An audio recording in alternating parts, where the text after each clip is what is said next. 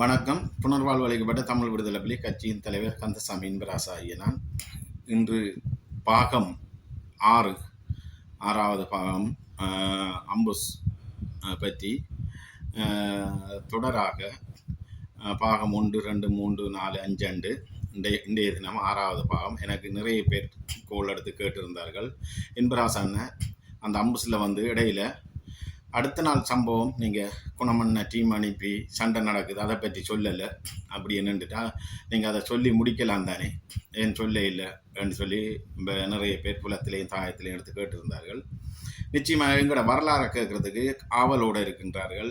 விடுதலை புலி வீரர்கள்னா ஒவ்வொரு விடுதலை புலி வீரர்களும் வீரச்சாவு அடைஞ்சவர்கள் தொட்டு இன்றைக்கு எஞ்சி அதிலிருந்து தப்பி வந்த வீரர்களும் எவ்வளவு நாட்டுக்காக மண்ணுக்காக எவ்வளோ அர்ப்பணிப்பு சகிப்புத்தன்மையோட போராட்ட காலத்தில் வாழ்ந்திருக்கின்றார்கள் என்ற ஒரு விடயத்தை நேரடியாக நீங்களே சொல்லி கேட்கும்போது எங்களுக்கு புல்லரிக்கின்றது. பெரிய ஒரு என்ன சொல்கிறது, ஏதோ எங்களோட மக்களுக்கு உங்களுடன் சேர்ந்து நாங்களும் ஏதோ எங்களோட மக்களுக்கு விடிவுக்காக எங்களால் இயன்ற பங்களிப்பை செய்யணும் போல இருக்குது. நீங்கள் போராட்ட காலத்தில் ஆயுதம் தூக்கி எங்களுக்காக எவ்வளோ அர்ப்பணிப்பு செய்திருக்கின்றீர்கள். நாங்கள் புலத்திலிருந்து எங்களால் இயன்ற பங்களிப்பு உங்களுக்கு என்ன வேணும், என்ன எங்களால் என்ன செய்ய இயலும், எங்களால் நிதி பங்களிப்பை தவிர நாங்கள் எதுவுமே எங்களால் இப்போ செய்ய இயலாது. அதையாவது செய்து உங்களை நாங்கள் வளர்த்து விட வேண்டிய கடமை இந்த ஜனநாயக ரீதியில் மக்களுக்காக நீங்கள் தான் தலை தூக்கி நிற்க வேணும் அரசியல் ரீதியாக என்ற விடயத்தை எனக்கு புலத்தில் இருக்கிற இளைஞர் ஜோதிகள் போராளிகளும் சரி மக்களும் சரி எடுத்து சொல்லியிருந்தார்கள். முந்த நாள் ஒரு அண்டியும் எடுத்து கழிச்சிருந்தா ஜெர்மனில் இருந்து. அப்போ எடுத்து கழிச்சு இந்த பாகம் 4, 5 தான் பார்த்துருக்குறேன், முதலாவது பார்க்கல. அப்போ அந்த அடிப்படையில் இன்பராசா நீங்கள் பட்ட கஷ்டத்தை சொல்லியிருக்கிறீங்க. எங்களுக்கு கேட்க பெரிய ஒரு கவலையாக இருக்குது. எங்களோட பிள்ளைகளை நாங்கள் ஏதோ ஒரு வழியில் வெளிநாடு அனுப்பி பிள்ளைகள் எங்களை எடுத்து இப்போ நாங்களும் வெளிநாட்டில் இருக்கிறோம்.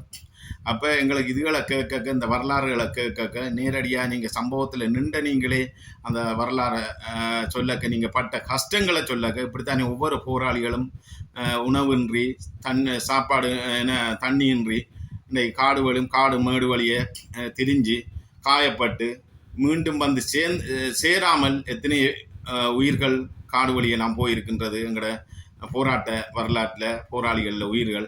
அப்போ அவர்களில் தியாகத்துக்கெல்லாம் நாங்கள் என்ன ஈடு செய்யலாம் என்றதை ஒரு அஞ்சி கழிச்சிருந்தா நீங்கள் கதைச்சதே எங்களுக்கு சந்தோஷம் அஞ்சி. அந்த அடிப்படையில் எத்தனையோ பேர் எடுத்து கதைச்சிருக்கிறீங்க. இதை போட சொல்லி பாகம் 6வது பாகம் இன்றைக்கு. அதாவது நான் அதுக்காக தொடர்ச்சியாக நாங்கள் பட்ட கஷ்டங்களை அத்தனையும் நாங்கள் இப்போ யூடியூப் ஊடாக எங்களோட போராட்ட வரலாறை நிச்சயமாக தொடர்ச்சியாக இளைஞர் யுவதிகளுக்கு புலம்பெயர்ந்த மக்கள் தாய மக்கள் உலகெங்கும் வாழுகின்ற தமிழ் மக்களுக்கு சொல்ல கடமைப்பட்டிருக்கின்றோம். அந்த அடிப்படையில் எல்லாருக்கும் இந்த உணர்வு, இந்த துணிவு, இந்த இப்படி ஒரு செயல்பாடு வெளிப்படையாக கதைக்கிற செயல்பாடு வராது. அது என்னவோ தெரியா எனக்கு தோன்றிக்கொண்டே இருக்குது. சொல்லணும் போல இருக்குது, கதைக்கணும் போல இருக்குது. எங்களோட இளைஞர்களுக்கு இந்த யூடியூப் ஃபேஸ்புக் கூட பார்த்து தான் இன்றைக்கு எல்லாம் அறிஞ்சு கொள்கிறாங்க. நாங்கள் ரியலாக பட்ட விடயத்தை நாங்கள் சொன்னால் என்ன, நாங்கள் போராட்ட காலத்தில் பட்ட நன்மை தன்மை எல்லாம் கதைச்சால் என்ன. அப்போ கதைக்க எங்களோட இளைஞர்கள் வருங்கால சங்கதிகள் அதை விளங்கி கொண்டு இன்றைக்கு எங்களோட மக்களுக்காக இந்த போத வஸ்து என்ன சொல்கிற கலாச்சார சீர்கேட்டில் ஈடுபடுறவங்கள் கொஞ்சம் விழிப்புணர்வு அடைவார்கள் தானே. இங்கே பாருங்கள், இந்த இன்பராசனை 15, 16, 17, 18 வயசு காலப்பகுதியில் 19, 20, 21 வயசு காலப்பகுதியில் ஒரு பொறுத்த உச்சக்கட்ட காலப்பகுதியில் அந்த வயசு தான் எல்லாத்தையும் தோன்றுறது. என்ன அம்மா அப்பாவுக்கு குளப்படி செய்கிறது, அண்ணன் தம்பிமாருக்குள்ள சண்டை பிடிக்கிறது, ஒரு அந்த வயசு பொறுத்த வயசு 15, 16, 17, 18 வயது. ஒரு ஆக்கள் புத்தி சொன்னால் கூட கேட்கல, அந்த வயசு தான் அது அந்த நேரம்.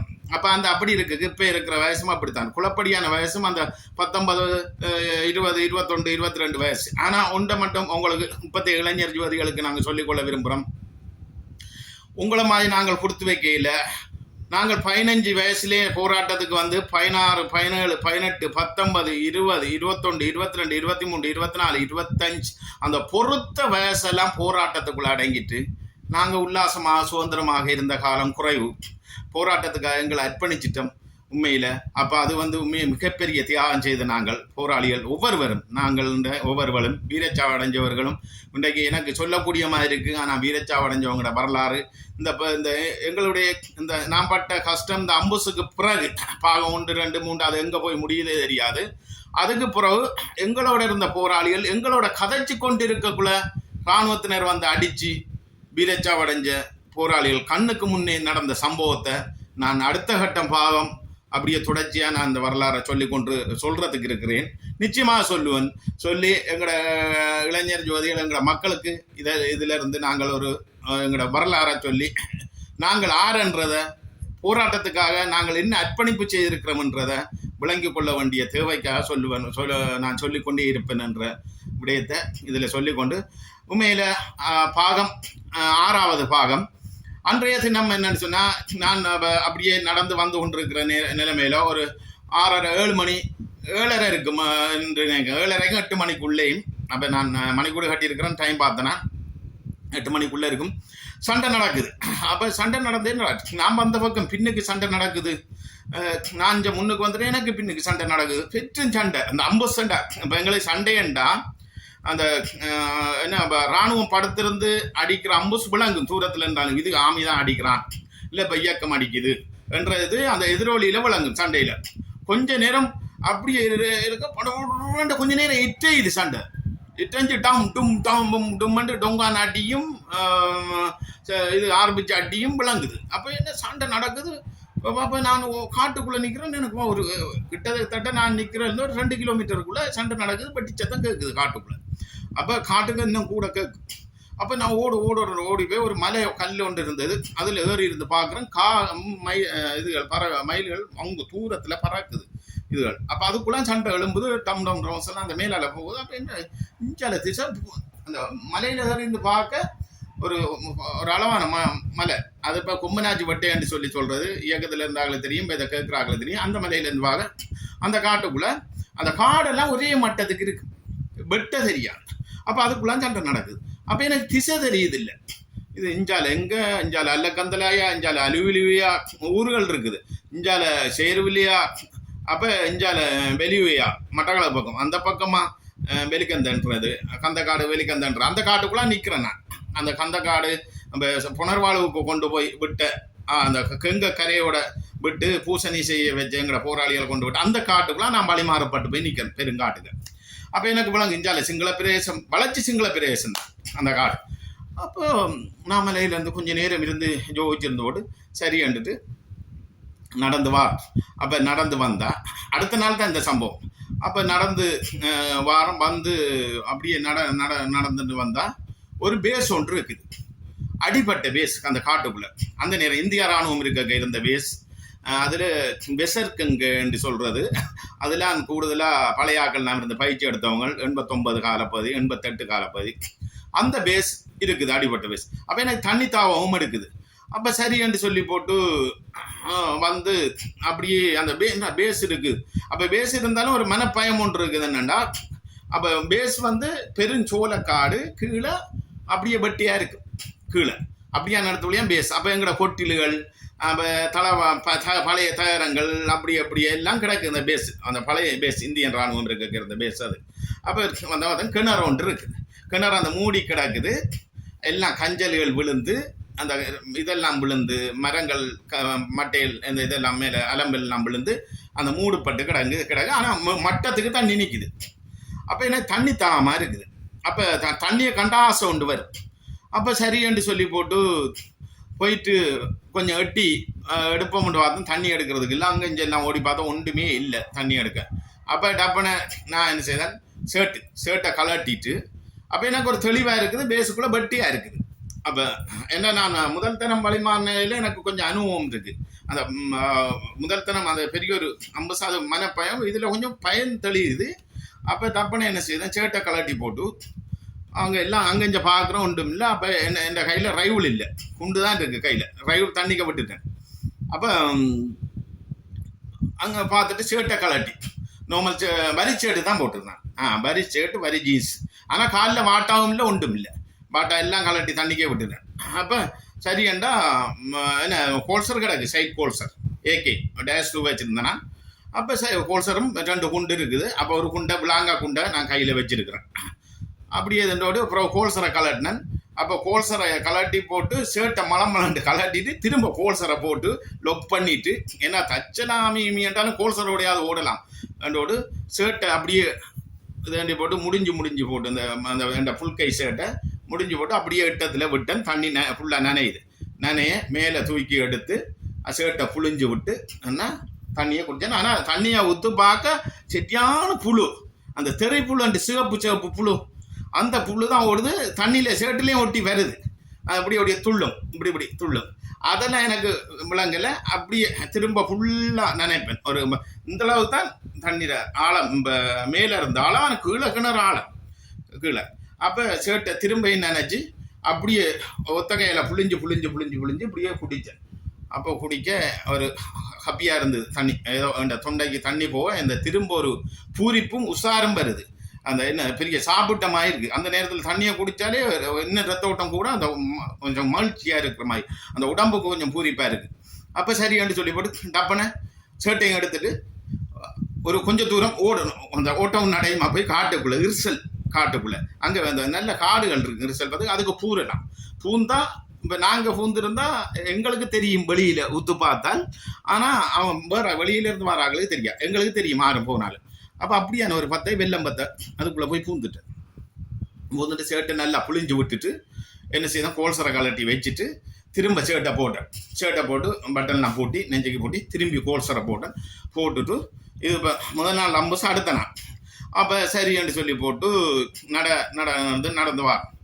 அப்போ பாருங்க, நான் இப்போ காலத்தை இதான் இந்த கடவுளில் செயல்பாடுன்றது. அப்போ இந்த கட்டத்துக்கு நான் அப்புறம் மற்றாக்கள் எப்படி வந்தாங்கன்னு சொல்லி நான் சொல்கிறேன். சரி நடந்து வந்து கொண்டிருக்கேன். ஒரு கிட்டத்தட்ட 1 மணித்தியாலம் நடக்கிறேன்டா. எப்படியும் 4 கிலோமீட்டர் நடப்போம் நாங்கள் இயக்கத்தில். அப்படித்தான் 1 மணித்தியாலத்துக்கு 4 கிலோமீட்டர். இப்போ எங்கேயும் போகிறேன்டா நாங்கள் இந்த மைல் கணக்கு கிலோமீட்டர் கணக்கு இல்லை. 2 மணித்தியால நடையில் ரோடு இருக்குது, இந்த 2 மணித்தியால நடையில் ஊர் இருக்குது, இந்த 4 மணித்தியால நடையில் வெறுகளுக்கு போயிடலாம், 5 மணித்தியால நடையில் வார. அப்படி மணித்தியாலம் தான் பார்ப்போம். 5 மணித்தியாலம்னா 20 கிலோமீட்டர் அப்படி நடப்போம் நாங்கள். 1 மணித்தியாலத்துக்கு 4 கிலோமீட்டர் மணித்தியால கணக்கு தான் நாங்கள் நடக்கிறோம். அப்போ நான் 1 மணித்தியால நடந்து வந்திருப்பேன். நடந்து வந்து எல்லாம் இருக்கேன். அப்போ எனக்கு ஒரு இது தோன்றுவது, என்னென்ன ஞாபகம் கொண்டு வருது. அப்போ இந்த திசையை நோக்கி இருக்கிறேன். அப்போ கிட்டத்தட்ட டைம் பார்த்தேன்னு ஒரு 9:45. அப்போ நான் ஒரு 8 மணிக்கு அந்த சண்டை நடந்தது, அதுலேருந்து நடந்து வந்து எல்லாம் சாப்பிட்டேன். 9:45, 9:47, 50 தான், 9:45, 10 மணி ஆகலை. அப்போ எனக்கு அந்த பார்த்தா சூரியன் இப்போ காட்டுக்குள்ளே, அது சோளக்காடு, அப்போ காட்டுக்குள்ளே சூரியன் ஒளி இப்படி நான் இப்படி நிற்கிறேன்னா எனக்கு எதிராடிக்குது சூரியன். அப்போ எனக்கு ஒரு ஞாபகம் கொண்டு வருது. வாகரையில் நாங்கள் நிற்கக்குள்ள வாகரையில் 92ஆம் ஆண்டு காலப்பகுதியில் நாங்கள் சாமாந்தூக்கு இருக்கா போனாங்க. அங்கே பண்டிதர் அண்ணான்னு சொல்லி முதல் வழிகாட்டியாக இருந்தவர். அங்கே பண்டிதர்ன்றா நிறைய பேர் இயக்கத்தில் இருக்கான். அப்போ இவர் வந்து வழிகாட்டியாக இருந்தவர். அப்போ அவர் சொல்கிறார் என்னண்டா, இந்த மாவிலாறு பக்கம், அப்போ எங்களுக்கு அங்கோட தான் சொல்கிறது, மாவிலாறு நாங்கள் இருந்த காடு அங்கோட காடு. அப்போ மாவிலாறுன்னா மாவிலாருக்கு மேலே வெளிக்கந்த காடு வெளிக்கந்த தான், அந்த காடு தான் நாங்கள் இருந்தேன். மட்டக்களப்பு போர்டர், திருவண்ணாமலை. அப்போ எங்களுக்கு அந்த நேரம் எனக்கு சொன்ன ஞாபகம் வருது. அவர் இப்போ எங்களுக்கு 92ஆம் ஆண்டு காலப்பதில் எங்களுக்கு போராளிகளுக்கு சொன்னார். அவர் வழிகாட்டி இந்த மாவிலாறு பக்கம் ஆமி அடித்து நீங்கள் வழிகளி மாறினா மேல் பக்கம் மலை மாறினீங்கன்னா கிழக்கு உதிக்கிற எப்படியோ அந்த கிழக்கை பார்த்து வந்தீங்கன்னா அந்த அங்கோட வெட்டையில் தான் கொண்டு விடுமன்றவர். அங்கோட வெட்டை 100 ஏக்கருக்கு மேலே அந்த பெரும் வெட்டை, 100 ஏக்கர்னா தெரியும் தானே எத்தனை வெட்டை. அப்போ 100 ஏக்கருக்கு மேலே பெரும் வெட்டை, அது நாங்கள் வயல் செய்கிற இடம். அங்கோட வெட்டையெல்லாம் எங்களோட கட்டுப்பாடு. அதுதான் அந்த கொட்டளி. அங்கோட வெட்டைக்கு அருவோட அந்த கொட்டளி வண்டு இருக்குது. அந்த கொட்டளி வண்டு தண்ணியைத்தான் பூட்டினார் எங்களோட போராளிகள். பூட்டித்தான் சண்டை வந்தது. அந்த கொட்டளி வண்டு தான் நாங்கள் இருக்கிற இடம். சரியோ, அப்போ 91, 92, 93 அந்த தண்ணி சிங்கள கிராமத்துக்கு போகலன்னு சொல்லி பூட்டி சண்டை வந்ததுன்னா அந்த கொட்டளி வண்டு. அப்போ அந்த வெட்டைக்கு வந்து சேரும் என்று சொல்லி எங்களுக்கு அந்த அவர் சொன்னது. அப்போ எனக்கு அந்த டப்புன்னு அந்த 9:45 அந்த 10 மணிக்கு எங்கால இப்போ எனக்கு திசை தெரியுது இல்லை, எங்கால போகிறேன்னு தெரியல. எந்த மரத்தில் ஏறி பார்த்தாலும் காடாத்தான் இருக்கு. வெட்ட தெரியுது இல்லை, மலையும் தெரியல, பெற்றும் சோளக்காடு. மரத்திலையும் இந்த சில மரம் கருங்காலி மரங்கள் ஏறிக்கலாம். அந்த பனைமரமாக இருக்கும். பனைமரமாயிருந்தா பிடிக்க ஒன்றும் இல்லாடி ஏறையலாம். சும்மா நல்ல கொட்டு உள்ள மரம் தான் பிடிச்சி ஏறக்கூடிய இருக்கிற மரம் தான் ஏறி பார்க்கலாம். அப்படி இருந்து நான் கூடுதலாக கூழா மரம் இருந்தது. அப்போ கூழா மரத்தில் ஏறி அப்படியே ஒரு கொஞ்சம் தூரம் போய் பார்க்க சின்ன ஒரு வெட்டை ஒரு இடத்துல தெரியுது. அப்போ அந்த அங்கோட வெட்டை தெரியல, அது ஒரு வெட்டை இழுக்கு இல்லை. அப்போ நான் அப்படி இருக்கு ஒரு கொஞ்சம் தூரத்தில் ஒரு 1 கிலோமீட்டருக்குள்ள அந்த வெட்டை ஒன்று தெரியுது. அங்கெல்லாம் ஃபுல்லாக காடு தான் தெரியுது. அப்போ சரியன்னு சொல்லி போட்டு பார்க்குறேன். பார்த்துட்டு கீழே இறங்கிட்டு இருக்கேன். எனக்கு இந்த பேர் சொன்னவர் தானே கிழக்கு உதிக்கிறத பார்த்து வந்தால் அங்கோட வெட்டையெல்லாம் கொண்டு சேரும்னு சொல்லி எனக்கு அந்த ஞாபகம் வருது மண்டைக்கு. அடே நான் இப்போ அங்கோட காட்டுக்கானே வழிமாறி நிற்க மாவிலாறு. அப்போ எங்களுக்கு ஒரு பண்டிகரப்ப சொன்னவரில் இந்த பக்கம் வழிமாறினா சூரியன் உதிக்கிற பார்த்து போனால் அங்கோட வெட்டையில் கொண்டு போகணும். அப்போ அந்த ஞாபகம் வந்தோடனே கொம்பாஸ் மாதிரி தான், ஜிபிஎஸ் மாதிரி டப்பனை என்ன செய்தான், சூரியனை பார்த்துட்டு சூரியன் உதிக்கிறத பார்த்து நடந்து வந்து ஒரு 3/4 மணித்தியால நடக்கல. பாருங்க நான் எங்கே வந்து நின்று இருக்கிறேன்னு வழிமாறி. அப்போ அந்த சூரியன் உதிக்கிறத பார்த்து அந்த திசையை பார்த்து அப்படியே நடந்து வந்தால் வெட்டைக்கு வந்து ஏறிட்டேன். 3/4 மணித்தியால நான் அந்த தெரிஞ்ச வெட்டை அது நான் சொன்னேன் 1 கிலோமீட்டருக்குலாம் இருந்துட்டு. அப்போ அது அந்த சூரியனை நம்ம அதே திசையில் பிடிச்சி வந்தால் ஒரு 3/4 மணித்தியால நடக்கலை. ஒரு 3 கிலோமீட்டருக்குள்ள 2.5 கிலோமீட்டர் 3 கிலோமீட்டர் தான் நடந்துருவேன். வந்தால் ஒரு வெட்டை ஒன்று வந்து ஆறு போதும், பெரிய கங்கை உண்டு. அப்போ அங்கே ஆறு தான் கூட, பெரிய ஆறு. அப்போ டப்புன்னு எனக்கு அந்த வெட்டைக்கு வந்து ஏறணுனே அப்போ எங்கட வெட்டை மாதிரி இருக்கு. சூரங்குத்தி மதுரை வெட்டைன்ற நாங்கள் சூரங்குத்தி வைரவர் கோயில் இருக்கையில் நாங்கள் போகல, அதில் கும்பிட்டு தான் போகிறேன். சண்டைக்கெல்லாம் போய் வந்தால் அதில் மடையும் வைக்கிற நாங்கள் இயக்கம் நேர்த்தி வைக்கிறது சுதாரணை ஆகலன்னு இருக்க. அப்போ மடை வைக்கிற சூரங்குத்தி வைரவர் என்ற அதில் சூரங்குத்தி வைரவர் சூரங்குத்தி வெட்டை என்ற. அப்போ நான் சொன்னேன் இதில் வைரவர் கோயில் இருக்கணுமே, அந்த வெட்டமாக இருக்கு இந்த ஆறை. எனக்கு அந்த திசை மாறாட்டமாக இருக்குது.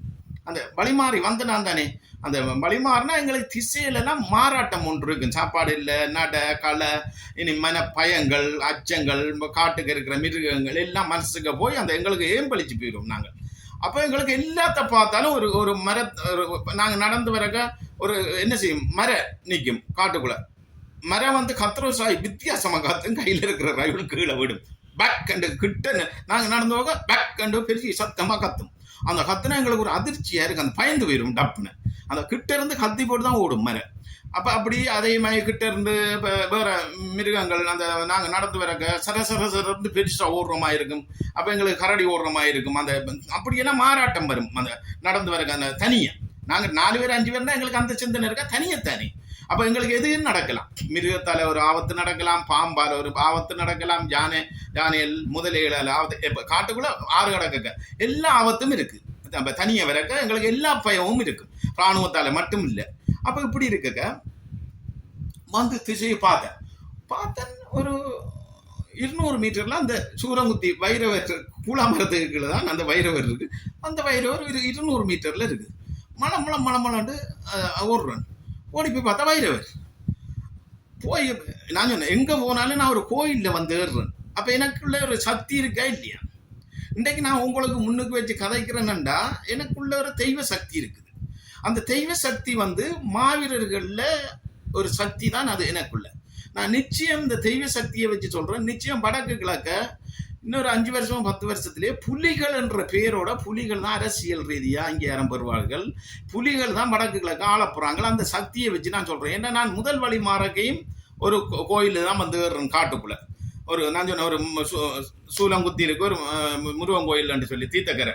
அதே மாதிரி திரும்பை வழி மாறக்க ஒரு வைரவ கோயிலில் வந்து ஏறுறேன் காட்டுக்குள்ளே. அப்போ பாருங்க எப்படி என்ன கொண்டு வருதுண்டு. அது மேலெல்லாம் புல்லெல்லாம் அதான் உண்மை, நேச்சர், வரலாறு, சத்தியத்தை மிஞ்சின சக்தி இல்லை. அப்போ அந்த அடிப்படையில் வந்து அதுலேயும் போயிட்டு கொஞ்ச நேரம் கும்பிட்டேன். வைரவரே நான் வந்துட்டேன். அப்போ நான் இந்த சூரங்குத்தி மதுரை வைரவ கோயிலில் வாரதை எங்களோட பொடியங்களும் ஓப்பி போயிட்டு இருக்கு. எங்களோட பேஸ் அதில் இருந்து ஒரு 500 மீட்டர்லாம் பேஸ். அந்த வெட்டையை கவனி தான் ஓப்பி போயிட்டு இருக்கு. எங்களோட பேஸில் பெரிய ஒரு ஓபி பாயிண்ட் அடிச்சிருக்கு, கருங்காலி மரத்தல்ல இருக்கு. அப்போ நான் ஒரு ஆள் வந்து அந்த கோயிலில் நிற்கிறத லென்ச்சு வச்சு பார்த்துட்டாங்க. நானன்று தெரியாத ஒரு ஆள் வருது. அப்போ ஒரு ஆள் நடந்து இருந்தாலும் ஆமியன்று தான் காட்டில் பார்க்குறது யாரோ ஒரு ஆள் தெரியுதுண்டு.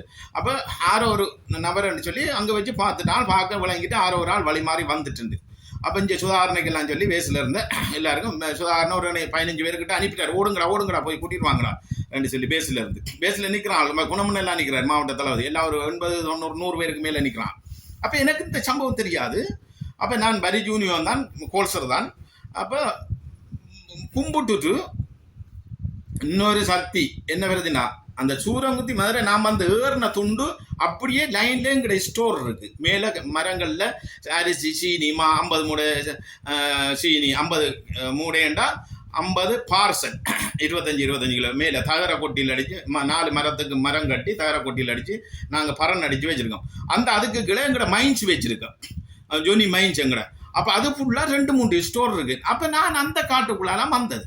எனக்கு ஒரு மைன்ஸ் வெடிக்கல. பாருங்க சக்தியை பாருங்க, நாங்கள் வச்ச மைன்ஸ் ஜோனி மைன்ஸ். அப்போ நான் வந்து சூரங்குத்தி மதுரை அதுலேருந்து ஒரு 100 மீட்டருக்கு நான் ஏறுறேன். அந்த 100 மீட்டர்லேருந்து ஃபுல்லாக மைன்ஸ் எங்கட மைன்ஸ், நாங்கள் வச்ச மைன்ஸ் நாங்கள் போய். அப்போ எனக்கு அதெல்லாம் தெரியாமல் தான் வந்து ஏறி இருக்கு. மைன்ஸுக்குள்ளெல்லாம் வந்திருக்கேன் நான். ஆனால் மைன்ஸ் வெடிக்கலன்ட்டு மைன்ஸுக்கு மேலே கால் வைக்கல, நான் வைக்க விடலை கடவுள் என்ன. இதுதான் உண்மை, இதுதான் வரலாறு. அப்போ அப்படி பாருங்க, அதெல்லாம் பிறகுதான் தெரியுது. இப்போ நான் வந்தது போய் பார்த்தா எங்கே போயிட்டாங்க எல்லாரும். அப்புறம் அந்த இடங்கள் நான் போய் பார்க்க. அப்போ சரியண்டா நான் அதுலேருந்து நடந்தேன். அப்போ எனக்கு திசை வழங்கிட்டு அடே இந்த இருக்கே பேசுங்கட. அப்போ நான் இப்போ பக்கத்தில் நீ நிற்கிறேன். ரெண்டோட எனக்கு ஒரு பெரிய ஒரு பூரிப்பும் சந்தோஷமும்.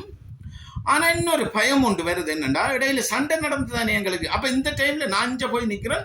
டீம் அங்கே எனக்கு பின்னுக்கு சண்டை பிடிச்சா பிடிபட்டு காயப்பட்டு அந்த வந்தாமைக்கு அடித்து திரும்பி வந்து கொண்டு இருக்கு. அப்போ இந்த டைமில் அது ஒரு டீம், அதுக்கடையில் நான் வந்து கொண்டிருக்கேன். இப்போ எல்லாம் ஒரு கிட்டத்தட்ட டைம் வந்து ஒரு 11 மணி 11:30 இருக்கு இந்த டைம் நான் சொல்கிற டைம். அப்போ ஒரு 9:45 நடந்தேன்னா 11:30 ஆகுது. 1 மணித்தேலாம் 1.25 மணித்தேலத்துக்கு நான் இடத்துக்கு வந்துட்டேன். அப்போ வந்தால் நான் இந்த நேருக்கு பேசுகிறேன். அப்போ எனக்கு இந்த ஞாபகம் மட்டும் வருது, அடே இப்படித்தானே நான் அங்கே முதல் வழி மாறி போகலாம் பேஸுக்கு மாமி அடிச்சுட்டான். இது எஸ்டிஎஃப் தானே இறங்கி இருக்கிறான் குமாண்டஸ் தச்சில் பேஸுக்கு மாமி அடிச்சுட்டான் என்ன செய்கிறது.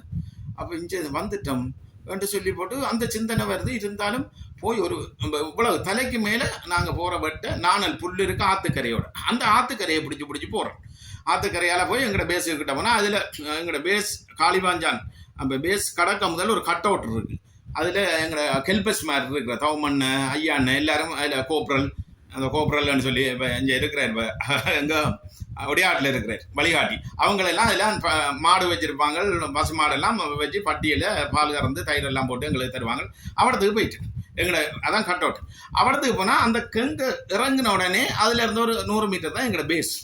அப்போ இவங்கள் ஓபி பெயிண்ட் கழிச்சு இவங்கள் ஓடி 15 பேர் வந்திருக்கான். நானும் அவடத்துக்கு போய் ஆற்றுக்குள்ளே இப்போ எங்களோட பேஸுக்கு போக முடியாது. அது மூலம் பரந்த தண்ணி காளிவாஞ்சான் அந்த எங்களோட பேஸ் ஆறு, அது பெரிய கெங்க தான் போகுது, கொட்டலி எதுக்கு போகுது மகாவலி ஆறு. அப்போ முழங்காலுக்கு தான் தண்ணி பரப்பளவு ஒரு 100 மீட்டர் பரப்பளவு முழங்காலுக்கு. அப்போ நான் தண்ணி இறங்கி முழங்கால் தண்ணி கண்டு இப்படியே தண்ணி அள்ளி குடிக்கிறேன். டே கமல்ராஜ் மச்சான் நடு இருக்குது எங்களோட பொடியங்கள். எனக்கு அப்படியே தலை சுற்றி கொண்டு வருது. அந்த கடும் சந்தோஷம் வழிமாறி வரைக்கும் இருந்தால் காட்டாச்சைக்கும் வந்துடும். மற்ற நாங்கள் நடப்போம் நல்ல உஷாரா அதெல்லாம் வந்து ஆக்களை கண்டோனி மயக்கம் வந்துடும் எங்களுக்கு இந்த மகிழ்ச்சியில் அந்த ஒரு இது. அப்போ எனக்கு அப்படியே தலை சுற்றி வருது. சாப்பாடும் இல்லை தானே, அந்த முதல் நாள் முழுக்க திரிஞ்சு நடந்து பயந்து அப்படியே டபனே மச்சாண்டு எனக்கு தலை அப்படியே ஓடி வந்துட்டாங்க. தண்ணிக்கால முழங்கால் தண்ணிக்கால ஓடி வந்து தாங்கி பிடிச்சிட்டாங்க. என்ன பிடிச்சி அதான் எங்களோட போராளிகள் உண்மையாக மறக்கல. அது இன்றைக்கு எங்களோட போராளிகள் மகான்கள் என்ன சொல்கிறது தெய்வ எங்களோட போராட்டம் எனக்கு தாங்க இல்லாது. அதால தான் நான் இன்றைக்கு உறுதியாக இருக்கிறேன், இன்றைக்கு உண்மையாக இருக்கிறேன், இன்றைக்கு சத்தியமாக இருக்கேன். இவனை பற்றியும் கவலை இல்லை எனக்கு. என்னை பற்றி எப்படியாவது சொல்லிட்டு போட்டோம். அவன் ஆர்மியில் இருக்கான், நேவியில் இருக்கான், பொலிசில் இருக்கான், அவன் ஆர்மிக்கு இப்படி துணிஞ்சு கதைக்கிறான், இவன் என்னென்று அரசாங்கத்தில் சப்போர்ட்லாம் துணிஞ்சு கதைக்கிறான். அப்படி இந்த சூரங்குத்தி மதுரை மேலே, இந்த அம்மா மேலே, மாவீரர் மேலே சத்தியமாக, தலைவர் மேலே சத்தியமாக, என்னை பெற்ற தகப்பன் மேலே சத்தியமாக நான் தலைவர் உள்ள விடுதலை புலி ஆற்ற தொடர்பும் இல்லாமல் இருக்கிறேன். எந்த அரசியல் தொடர்பும் இல்லாமல் இருக்கு, அரசாங்கத்தில் தொடர்பும் இல்லாமல் இருக்கு. இது சத்தியம். இந்த சத்தியத்தெல்லாம் நான் இன்றைக்கு நிலைச்சு நிற்கிறேன். ஆனால் உண்மையாக நிற்கிற நேர நிற்கிற மரத்தை தான் வெட்டுவாங்க. தலைவரும் உறுதியாக உண்மையாக தனிச்சு நின்றபடியாக தான் தலைவரை எல்லாரும் போட்டு அடித்தவங்க. தலைவருக்கு வராத எனக்கு சொன்னாங்க இம்பராசா, தலைவருக்கு வராத விமர்சனமா, தலைவருக்கு வராத துரோகமா, தலைவருக்கு வராத எதிர்ப்பா உனக்கு வரப்போகுது. நீ போய்கொண்டே இருக்கின்ற பாதையில். அதே மாதிரி நான் என்னுடைய பாதையில் போய்கொண்டு தான் இருக்கேன். யாருக்கும் பயப்படலை. நான் உறுதியாக உண்மையாக நேர்மையாக சத்தியமாக நிற்கிறேன். நான் யாருக்குமே பயப்படல. இந்த இன்றைக்கு துணிஞ்சு கேட்கிறேன். இந்த கதை கேட்க வந்து ராணுவம் மசியடியை என்ன பிடிச்சு கொண்டு போனா நான் சொல்லுவேன், நடந்த பாதையைத்தான் நான் கதைக்கிறேன். நான் இப்படி கஷ்டப்பட்டு தான் இன்றைக்கு வந்து ஜன்னயத்தில் நிற்கிறேன்.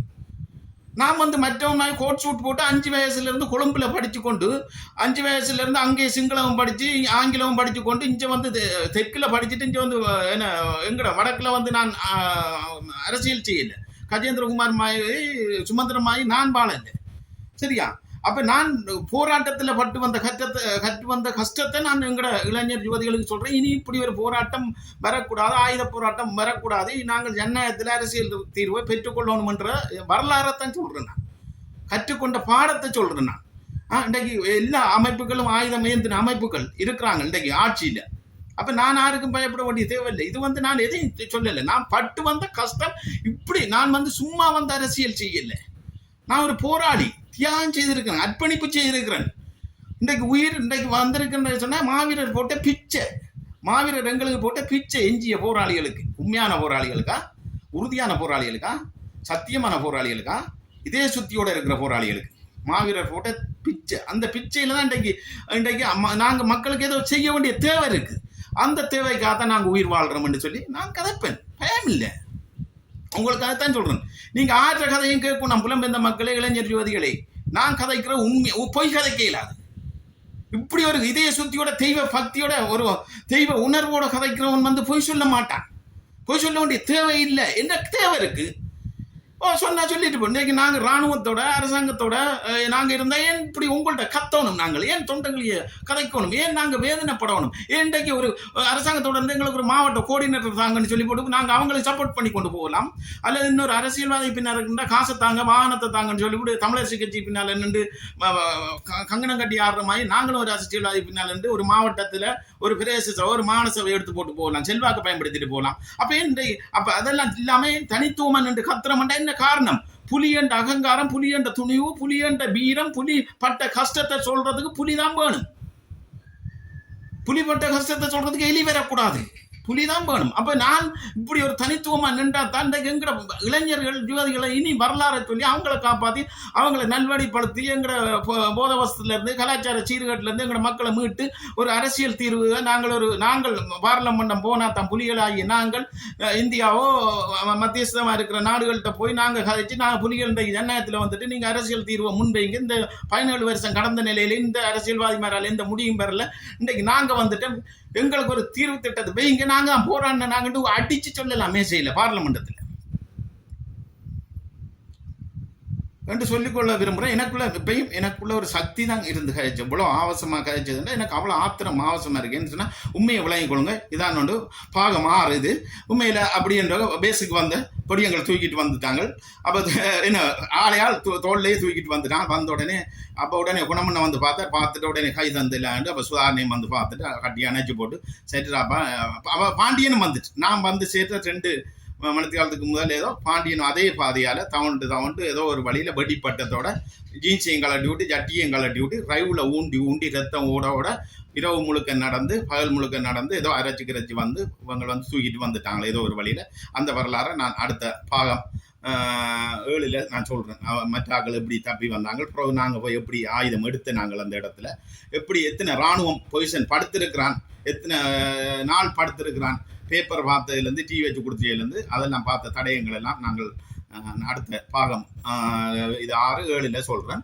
அதுக்கப்புறம் அப்படியே வந்து மெரிசிக்கு வந்தோடனே குணமண்ண சொன்னார் இப்போ கமல்ராஜுக்கு உடனே சேலன் போடு அண்டு. அப்போ என்ன சொன்னால் அப்போ எனக்கு அந்த தஞ்சக்கடை இருக்குது கதைக்கலான்ட்டு அப்புறம் எனக்கு உடனே பார்த்தா சேலன் ஏற்றி மெடிசினில் கிடந்து அப்போ சேலன் ஏற்றுனது அப்புறம் நான் சாப்பிட வலிக்கிட்டேன், கதைக்கு வலிக்கிட்டேன். எனக்கு கதையை கேட்டால் கதை வராது, அந்த கீச்சு குரல்லாம் கதை வருந்தது, ஏம்பளிச்சு போயிட்டேன் காட்டுக்கண்டு என்று சொல்லிக்கொண்டு அன்பான மக்களே உறவுகளே இந்த பாகம் 6 பார்க்குறீங்க. அடுத்த இது வந்து பாகம் 7ல் மிச்ச கதையை நான் எங்களோட வரலாறை சொல்கிறேன்னு சொல்லி கேட்டுக்கொண்டு இதிலிருந்து விடைபெறுகிறேன். நன்றி, வணக்கம்.